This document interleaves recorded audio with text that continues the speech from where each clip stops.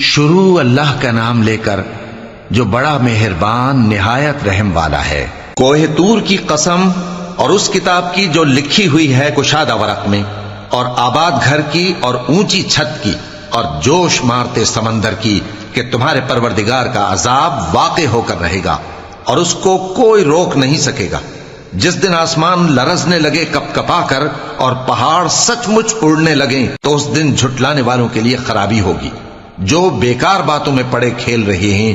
جس دن ان کو آتش جہنم کی طرف دھکیل دھکیل کر لے جائیں گے اور کہا جائے گا یہی وہ جہنم ہے جس کو تم جھوٹ سمجھتے تھے۔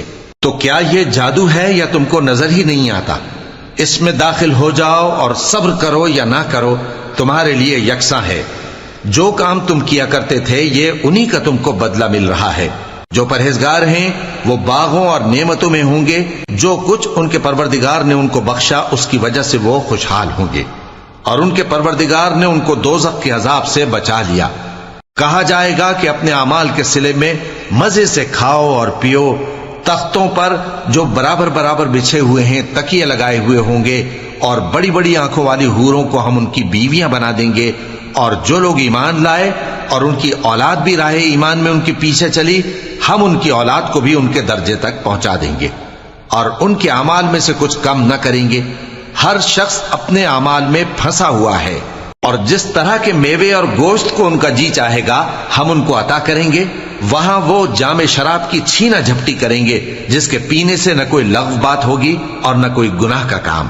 اور نوجوان خدمتگار جو ایسے ہوں گے جیسے چھپائے ہوئے موتی جو ان کے آس پاس پھریں گے، اور ایک دوسرے کی طرف رخ کر کے آپس میں گفتگو کریں گے، کہیں گے کہ اس سے پہلے ہم اپنے گھر میں اللہ سے ڈرتے رہتے تھے تو اللہ نے ہم پر احسان فرمایا اور دوزخ کی گرم ہوا کے عذاب سے ہمیں بچا لیا۔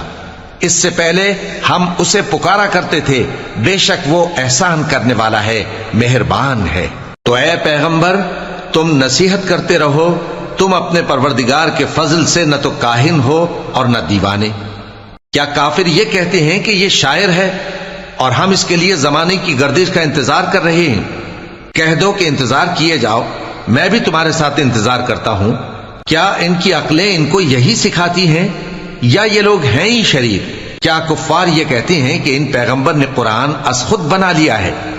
بات یہ ہے کہ یہ اللہ پر ایمان نہیں رکھتے۔